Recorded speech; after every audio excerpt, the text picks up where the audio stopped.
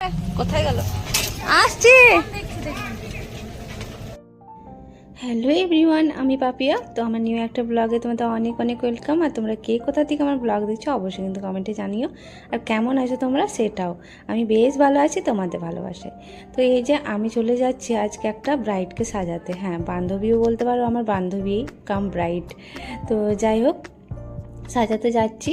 আর এই হচ্ছে আমার বান্ধবীর ছেলে, মানে আমার সাথে আরেক বান্ধবীও যাচ্ছে। তো ও বলছিল আমাকে তুমি ক্যামেরাতে নিচ্ছ না। ও ক্যামেরাতে আসতে অনেক লজ্জা পাচ্ছিল গাইস, ওই জন্য ওকে ক্যামেরাতে আমি নিয়েও দেখো ও মুখটা লোকাচ্ছিল। ওই জন্য ও বলছে আমি বাদ তো একদমই না, ওকেও আমি দেখাবো। দেখো আমি দেখাচ্ছিলাম ওকে, তো দেখে না ওর পেজটা একবার দেখ। সাজাতে চললাম নয়ন আর আমি মিলে, ঠিক আছে। এখন যাচ্ছি, কোথায় যাচ্ছি?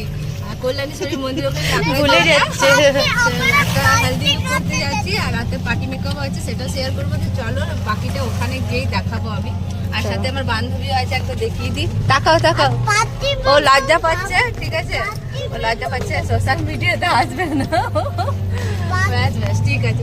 টোটোওয়ালা ভাইয়া, টোটোওয়ালা ভাইয়া সরি, তো আমাদের কাজ নিয়ে যাবে। চলো, আর কি করছি না করছি সবটাই তোমাদেরকে শেয়ার করবো। আর যাচ্ছি হচ্ছে ওই যে বললাম তোমাদের কল্যাণেশ্বরী মন্দিরে, ওখানে মানে তোমরা যারা লোকালে থাকো অবশ্যই জানবে। তো এখানে আমি জায়গাটা ঠিক নাম বল, লাকড়াজড়িয়া বা নাকড়াজড়িয়া কিছু একটা বলে। তো যাই হোক, আমার বান্ধবীর এখানে শ্যুট চলছিল, বিদ্যুৎকে শ্যুট চলছিল। চলো চলো,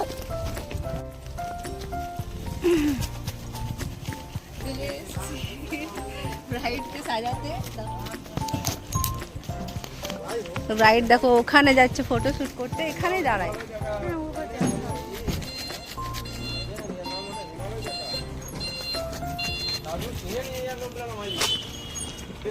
ডেকোরেশনটা ভালো করেছে বলো, আমাকে এখানে একটা শুট করে দাও তো।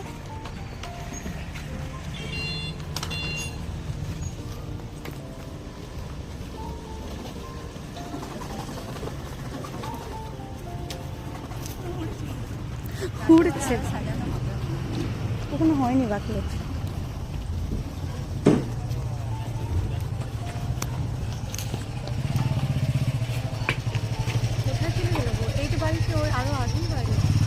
বান্ধবী গেছে ওইদিকে, আর এই যে আমরা ওয়েট করছি, ঠিক আছে। সবাই চোখে যেন কি ঢুকে গেল। আর আমি করছি, বাড়িতে আসতে বলেছি তো একটু দাঁড়ালাম, যেহেতু বান্ধবী ওইদিকে গেছে। রাতের ডেকোরেশনটা পুরো তোমাদেরকে দেখাবো। দেখো এখন এইরকম করে আছে, জাস্ট বাও লাগছে দেখতে, ঠিক আছে। এটা ফাঁকা করা হলো আমাদের জন্য, ফাঁকা করে নিচ্ছি রুমটা, কারণ কেউ থাকলে অবশ্যই অনেক ডিস্টার্ব হয় ওই জন্য। আর ওখানে মানে হালদি লুক হবে হবে হবে হবে, ডেকোরেশন করেছে দেখো। যাই হোক, রুমটা ফাঁকা করিয়েছি। আর এদিকে গেটটা দিলে ভালো হয়। যাই হোক, দেখি কেক নিয়ে এলাম, আমাদের পেয়ে গেছে খিদে, খিদে পেয়ে গেছে আমার। আর এদিকে ম্যাগি খাচ্ছে, দেখো কত সেলফি, আমাকে না দিয়ে খেয়ে নিচ্ছে গাইস। কেক খাবো, কেক, আমি কেক খাবো, তো ওকে খাওয়াচ্ছে। হয়নি তো এই যে এখন বসে আছি, বিদ্যুতের শ্যুট চলছে আমার ব্রাইডের, বান্ধবী বলতে পারো। তো যাই হোক, এখনও এলে তারপরে আমরা কাজ আবার শুরু করবো। জানি না কতক্ষণে আসবে, এবং দেখি অনেকটাই দেরি হয়ে যাচ্ছে। যাই হোক, আমাদের কাজটা আমাদেরকে করতেই হবে তাড়াতাড়ির মধ্যে। তো টানা 1.5 ঘন্টা বসে বসে বোর হয়ে গেছিলাম, ওই জন্য দেখো সেলফি নিয়ে নিয়েছিলাম, কারণ বান্ধবী এখনও আসেনি। আর এই যে দেখো বলতে বলতেই চলে এসছে, মানে 1.5 ঘন্টা পর ও এসছে, কারণ ওর বৃদ্ধি লোকের শ্যুট চলছিল। তো যাই হোক, অবশেষে এসেছে। আর আমাদেরকে জলদি করে সাজাতে হবে, মানে ও বলছিল পুরো 12:30টার মধ্যে যেন ওকে রেডি করিয়ে দাও। দুটো প্লিজ রাখো, খেতে পারবো না।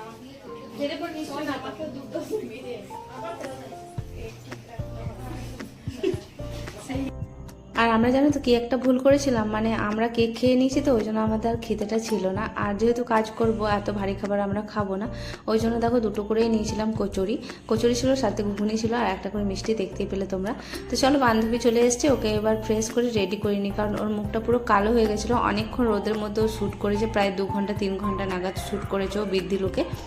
তো চলো আবারও ওকে শ্যুট করতে হবে, তো জলদি করে ওকে রেডি করিয়ে দিই, কারণ ও বলছিল 12:30টার মধ্যেই যেন ও রেডি হয়ে যায়। তো 12:30 দেখো একটু তো লেট হবে, কারণ 1 ঘন্টার মধ্যে বুঝতেই পারছো মানে অসম্ভব ব্যাপার রেডি করানো। তাও আমরা চেষ্টা করেছিলাম, মানে 1 ঘন্টা 15 মিনিট লেগেছিল। আর বান্ধবী একটা কি করে ফেলেছিল গন্ডগোল, সেটা আমি তোমাদেরকে বলে দিয়েছি। পুরো চুলের মধ্যে যেন তো ঘি লাগিয়ে নিয়েছে, আর মানে কি বলবো, তারপর পুরো চুলের মধ্যে ঘি ছিল। তো জানো যে হেয়ারের মেশিনগুলো সেরকম করে কাজ করবে না চুলের মধ্যে, যেহেতু ঘি ছিল। তো ওকে বললাম একটু সামনেরটা যেহেতু হেয়ারটা করবো, ও বলছিল না এরকমই করে দে। তো আমি বললাম না দেখ, এত ভালো করে সাজবি, একটু হেয়ারটা কর, হেয়ারটা না করলে একটু ভালো লাগবে না তোকে। তো যতটা পেরেছি হেয়ারটা করার চেষ্টা করেছি ওকে বললাম সামনেটা শ্যাম্পু করে নে, পেছনটা থাক, তুই সামনেটাই কর। তো ও সামনেটা শ্যাম্পু করেছে। আর ব্যাকগ্রাউন্ডের মধ্যে তোমরা শুনতে পাবে বাচ্চারা আওয়াজ, কারণ ওরা খেলছে এখন। আর আমি এখনই ভয়েস দিচ্ছি, কারণ আমার অন্য টাইম হয়ে ওঠে না। আর এখন প্রায় বাজে 8টা নাগাদ।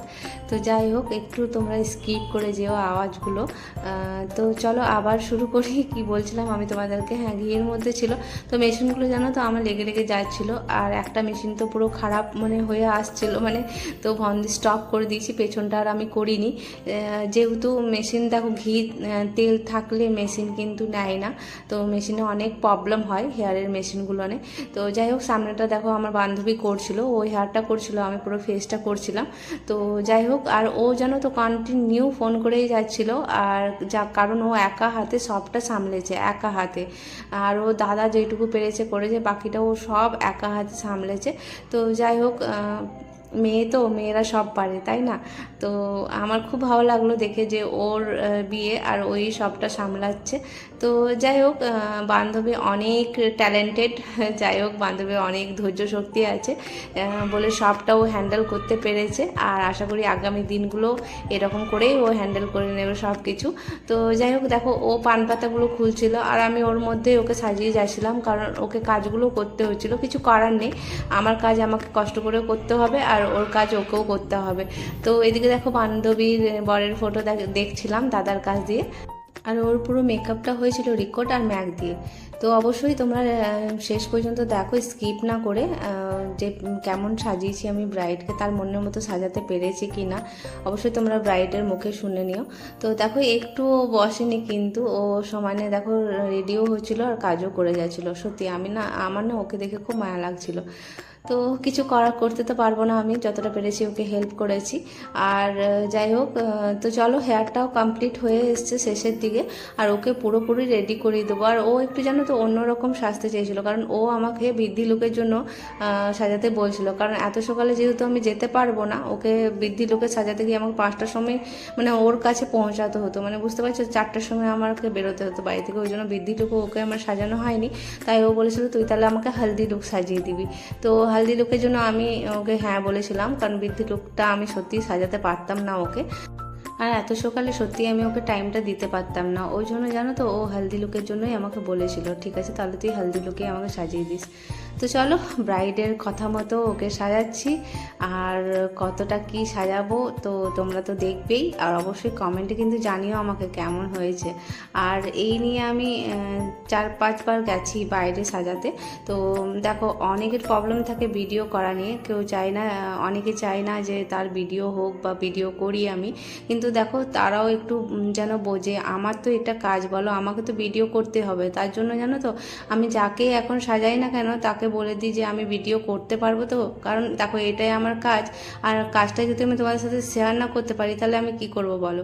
তো ওই জন্য যদি তোমরা কেউ আমাকে বুক করতে চাও অবশ্যই আমাকে না একটু ভিডিও করতে দিও, কারণ দেখো এটাও আমার একটা ইনকামের জায়গা তাই না। আর সোশ্যাল মিডিয়াতে যেহেতু আমি কাজ করি আমাকে দিতে হবে, এটা নিয়ে আমাকে এগোতে হবে, ওই জন্য। তো যাই হোক অনেকের প্রবলেম থাকে, তাদের জন্য বলবো যে তারা বুক করো না, কারণ এখন আর আমি সেরকম বুক নিই না, যারা বলে যে আমার ভিডিও করো না তোমরা তুমি। তো আমার খুব খারাপ লাগে, কারণ দেখো এটা আমার কি বলবো তোমাদেরকে একটা ইনকামের জায়গা, তোমরা বুঝতেই পারছো। তো যাই হোক তোমাদেরকে ওই জন্য বারবার করে আমি বললাম যে যারা ভিডিও করতে দেবো অবশ্যই তাদের কাজ আমি করতে রাজি আছি, তাদের কাজ আমি করব। আর অনেকে তোমরা খুব কমের মধ্যেই চাও, তো আমি আমি যথেষ্ট চেষ্টা করি তোমাদেরকে কমের মধ্যে করে দেওয়ার জন্য।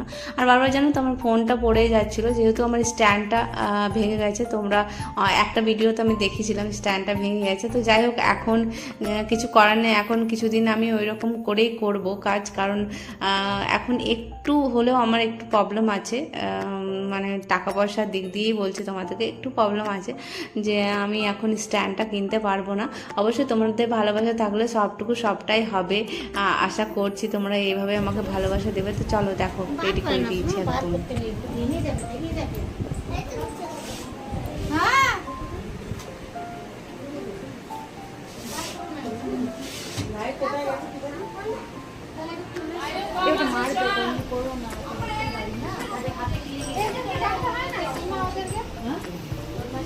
আচ্ছা শোনো না, এগুলো গুছানো তো হবে। চলো ব্রাইডের কাছে শুনে নেবো হালদি লুকটা কেমন হয়েছে। সবাই সফট হয়ে যাবে। বৃদ্ধি লুক হালদি তো একটু ডিফারেন্ট করেছে ও, সবাই তো এরকমই সাজে বৃদ্ধি লুকে, বাট ও হালদি লুকে সেজেছে। কেমন লেগেছে বল?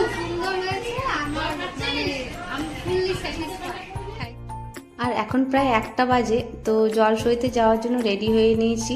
আর এখানে গায়ে হলুদ হবে।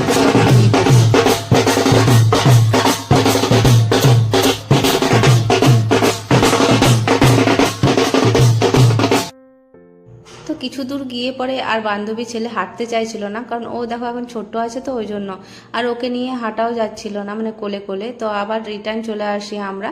আর এখানে বান্ধবী শ্যুট হচ্ছিল গায়ে হলুদের। আর জানো তো আমরা গাছে তলায় একটা রিলস করতে যাচ্ছিলাম, বাট একদমই ভালো হয়নি, ওই জন্য আর দিলাম না।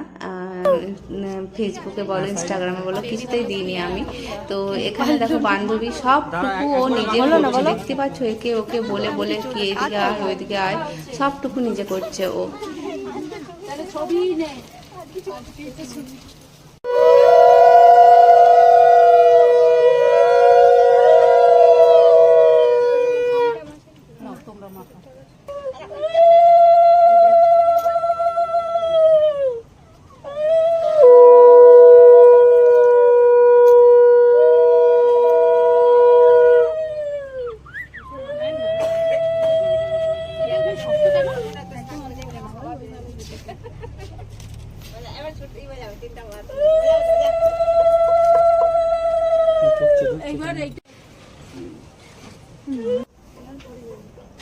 দেখি একটু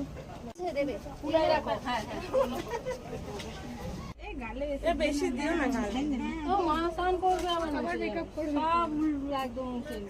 হাতে দিয়েছো ভালো করে, দুটো হাতে সবাই মিলে একটু হাত টাইম মাখাও তো।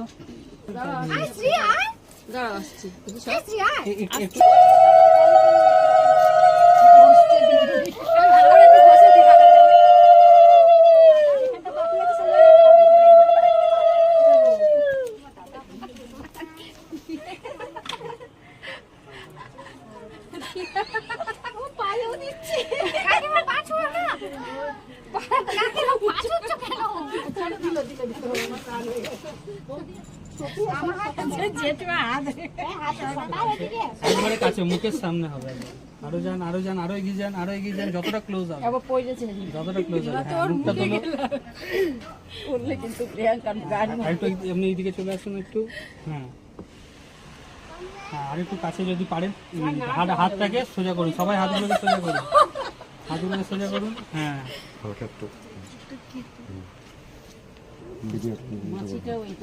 দিদি ভাই যখন বলবো তখন ইয়ের দিকে তাকাবে, ক্যামেরার দিকে। আর চলো এবার খেতে পেয়ে গেছে, 2টো বাজে প্রায়। তো খেতে বসে গেছি। আর ছিল ডাল, ভাত, মাছ আর একটা সবজি। দারুণ খেয়েছি কিন্তু। আর আমার বান্ধবী কতটা সুইট লাগছিল দেখলেই তোমরা, তো অবশ্যই জানিও। তো চলো টাটা।